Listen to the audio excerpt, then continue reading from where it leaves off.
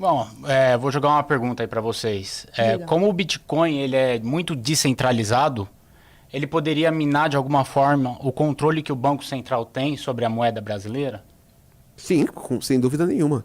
Olha só, a gente aqui vai ser uma discussão um tanto quanto anterior. E se você quiser responder primeiro, pode responder, Não, porque eu tô falar. falando muito. Pode falar, Tá? porque essa área você me entende melhor que eu. Eu já peço desculpa se eu estiver falando muito. Interrupting. Me interrupting, exatamente. Mas o ponto é o seguinte. Temos que pensar, de um modo anterior, quais são os papéis do Estado moderno hoje. O que sobrou de papel, né, do Estado moderno? Bom, sobrou emissão de moeda, que é basicamente isso, emissão de moeda, ou seja, contração de dívida, né, capacidade de você contrair dívida. E o segundo é de segurança. São esses dois grandes pontos que fazem ainda o Estado moderno ter alguma funcionalidade. Bom, eu vou perguntar então para vocês. Orlando, Ana, vocês já investiram em Bitcoin? O que vocês acham? Já me arrependo de não ter feito lá atrás, cara. Não investi, me arrependo de não investir. Cara, eu não sei se falei isso pra vocês, lá em 2000 e bolinha, quando eu ainda era comunista, tipo ontem. Mas, Ano passado. semana passada, não, brincadeira. Olha. Quando eu ainda era... Quando você era esse proto-comunista aí, você ia pelo caminho de mais regularização ou menos regularização? Cara, não era só uma regulamentação, tá? No meu caso, como eu acredito que isso é uma das formas de destruição do Estado moderno, eu era a favor de todo tipo de proibição. Uhum. Tinha que fazer uma grande proibição.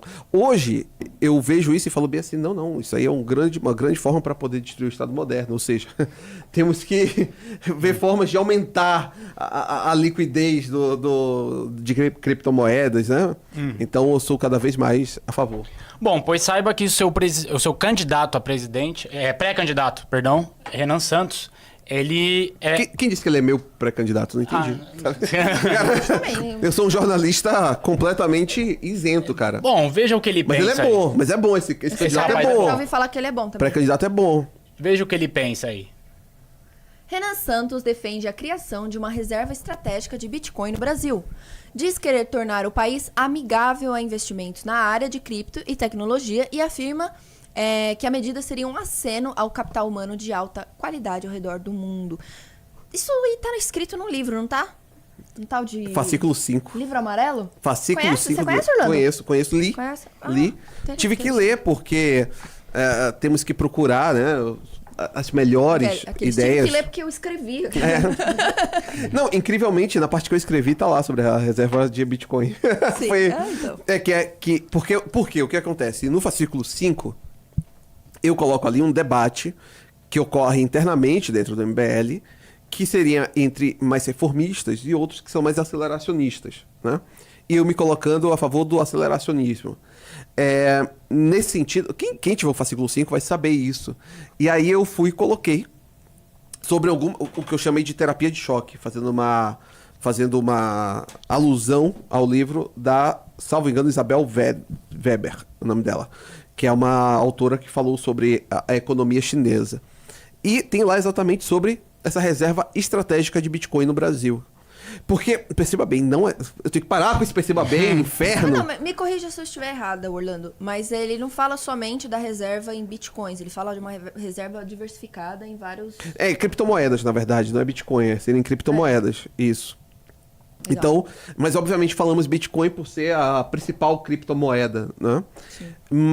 Mas a ideia é você ter uma reserva estratégica em criptomoedas, até para você conseguir se proteger contra congelamento de ativos. Um país precisa ter formas de fugir das sanções internacionais, né? Para não acontecer conosco o que aconteceu, por exemplo, com a Rússia após o início da guerra.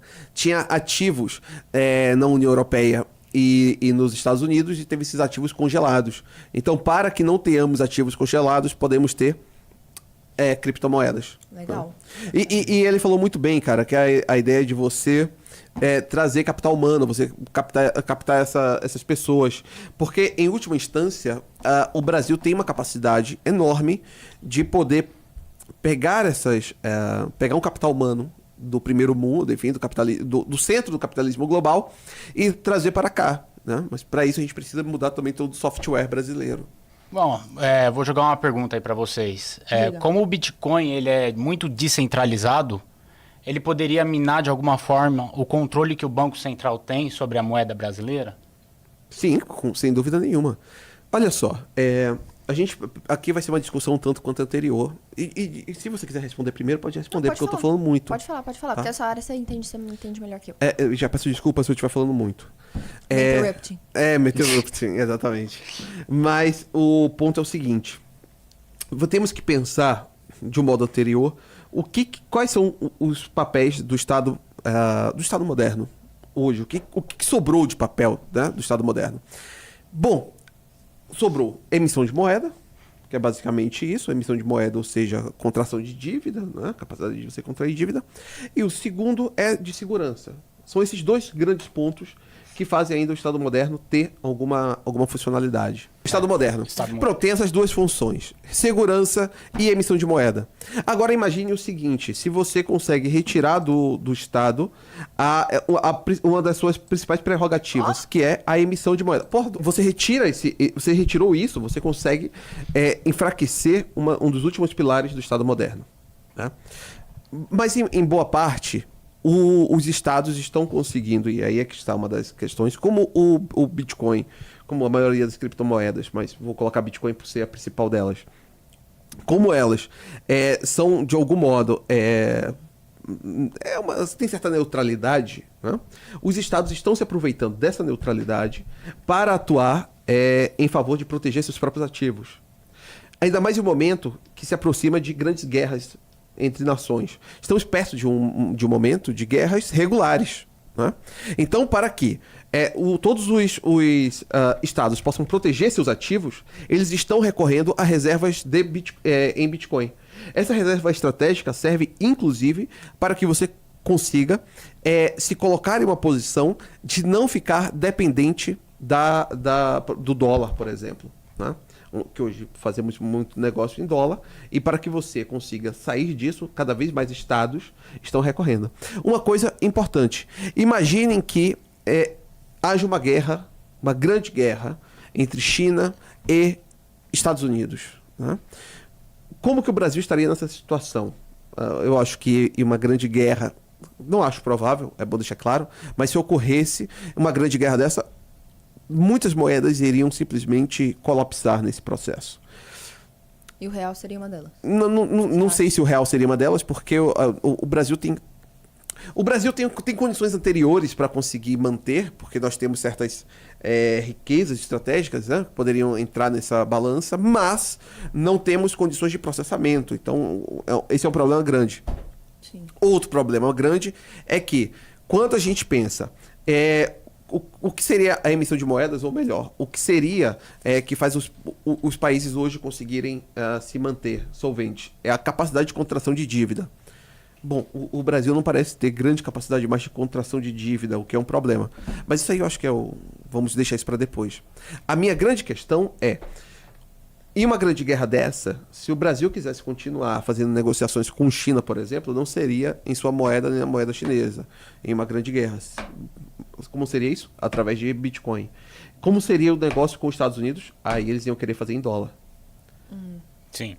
Para que consigamos burlar isso... Por isso que é importante a gente ter uma reserva plural de moedas para conseguir Exato. um possível cenário futuro. Exatamente isso. Exatamente isso. Então, acho que essa é uma das melhores propostas que o Renan tem. Uma das melhores. Cara, é porque, na verdade, o Renan Santos tem uma sequência, velho, de boas propostas. O Renan esse Renan Santos é muito bom, velho. Assim, alguém sabe o partido desse rapaz?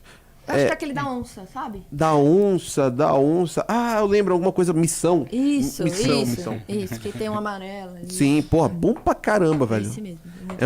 Assim, e bonito o cenário que ele tá ali, né, agora. Realmente bem. Não, excelente. Grande Renan Santos. Grande homem. O homem Sim. é bom, tá? O homem é bom. Podemos ir para... Quer comentar alguma coisa, por favor? Na live, meus lindos. Vamos para a próxima pauta. Bom, vamos trazer alguma coisa do que está acontecendo na terra de Orlando Lima. Opa! Opa! Portugal. Opa! Ah, tá. Achei que era na Bahia. Aqui, Não entendi, gente. Ah, peraí, eu vou te mandar uma coisa pra você poder colocar aí, ô operador. manda. Eu vou colocar aqui. Mas pode começar isso aí. Que Portugueses e brasileiros protestam contra Lula em Lisboa. Será que a Luana Piovani tá aí no meio? O partido tá aí a Chega favor, né? convocou a manifestação contra o presidente perto do Palácio de Belém. Em Portugal, o PT em Portugal organizou ato de apoio. Desce um pouquinho, por favor. Com a chegada do presidente Luiz Inácio Lula da Silva a Portugal, nessa terça-feira, dia 21 de abril, grupos de portugueses e brasileiros se reuniram nas proximidades do Palácio de Belém, em Lisboa, para protestar contra a presença do petista no país. O partido português Chega convocou a concentração pública. A manifestação foi organizada sobre o tema de combate à corrupção. O ato reuniu cidadãos portugueses e brasileiros nas imediações do Palácio de Belém. Em contrapartida, o núcleo do PT em Lisboa mobilizou simpatizantes para o encontro em apoio ao presidente, também ao redor do mesmo local. Ambos os atos reuniram cerca de 300 pessoas em seu momento de maior público. 300 cada? Ambos os atos reuniram cerca de 300 pessoas. 300 cada ou Isso. juntos? Não, acho que ali são os dois juntos. Ah, tá. A mobilização foi motivada pela oposição à recepção oficial do presidente brasileiro em território português. A concentração teve início a 12h30 no horário local de Lisboa. O horário coincidiu com a agenda oficial do presidente brasileiro na capital portuguesa. Nossa, é estranho porque parece um texto escrito em tópicos, só que em parágrafos. Você percebeu? Tipo, ele tá umas frases meio desconectadas umas das outras. Meio IA. O ato também contou com a participação do líder do Chega, André Ventura. Aí, ó, ponto. Ele chegou ao segundo turno nas eleições presidenciais de Portugal em 8 de fevereiro, perdendo para o presidente Antônio José Seguro. Os manifestantes exibiram cartazes com críticas ao presidente brasileiro. Ponto. Entre os materiais levados pelos participantes havia faixas com a frase "Lula ladrão, seu lugar é na prisão" e imagens do petista vestindo o uniforme de presidiário. Assista a vídeos da manifestação.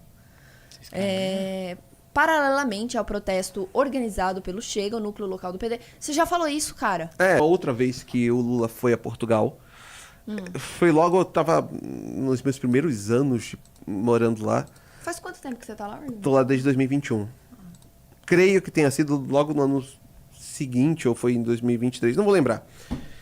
E eu fui pra manifestação. Eu fiz uma cobertura para o antigo Expresso MBL. Não tinha um Expresso? Era de manhã, né? Era de manhã. Como a manifestação era mais ou menos meio-dia e pouca, quando começou a manifestação lá, estava começando o programa aqui, e aí eu entrei ao vivo para o Expresso MBL, fazendo cobertura disso. E ali eu já conheci algumas pessoas do Chega, e cumprimentei no dia. E foi bastante grande naquele dia, né? Bastante grande. E novamente voltaram a fazer. O André Ventura, ele faz muito dessa oposição contra o PT. Ele se aproveita muito disso para fazer essa oposição ao PT. Infelizmente, ele faz isso se aproximando do bolsonarismo. O que eu nem posso falar que é um problema em si, porque eu entendo que olham para a direita brasileira ainda monopolizada pelo bolsonarismo, e ele é um amigo pessoal da família Bolsonaro, né? Uhum. Mas fizeram essa manifestação e ele aproveita para capitalizar muito voto de brasileiro, através desse antagonismo a Luiz Inácio Lula da Silva. Caramba. Isso ajuda bastante. Sim, eu lembro do movimento recente que o Eduardo fez lá em Portugal, falando dos 5 milhões de pessoas que moram fora do Brasil hoje e que poderiam votar, e ele faz todo aquele vídeo falando, olha, a diferença de votos entre o Lula e o Bolsonaro em 2022 foi de 1 milhão e não sei quantos mil, e vocês, brasileiros, são cerca de 5 milhões que votam fora do Brasil, poderiam ir até o consulado para votar pelo Bolsonaro, né, no caso. Sim. Mas é interessante que eles usem essa arma, né? Bom, e pessoalmente, acho que todo mundo sabe, eu tenho certa simpatia pelo Chega, né? Uhum. Eu tenho certa simpatia pelo Chega, tenho bons amigos ali, grande interlocução com o partido. Quando o Renan foi a Portugal, diversos agentes políticos do Chega quiseram encontrá-lo e fizemos reuniões com pessoas do Chega. Entretanto, acho o Chega tem um problema muito sério, que é o fato deles sempre tentarem rebaixar eles tentam sempre rebaixar, sabe, a política a um nível que me lembra muito a política brasileira. Isso é um problema. Porque a política portuguesa, ela ainda tem uma certa literacia, você tem uma certa capacidade de diálogo superior, você tem uma disputa de teses que ainda ocorre Você ali. diz rebaixar intelectualmente o nível Rebaixar de intelectualmente, isso, exatamente. Sim. Eu acho que o debate proposto pelo Chega é um debate rebaixado. Dito isso, é o único partido que hoje faz mobilizações em Portugal. Grandes É também mobilizações um partido partidárias. mais jovem lá? Não.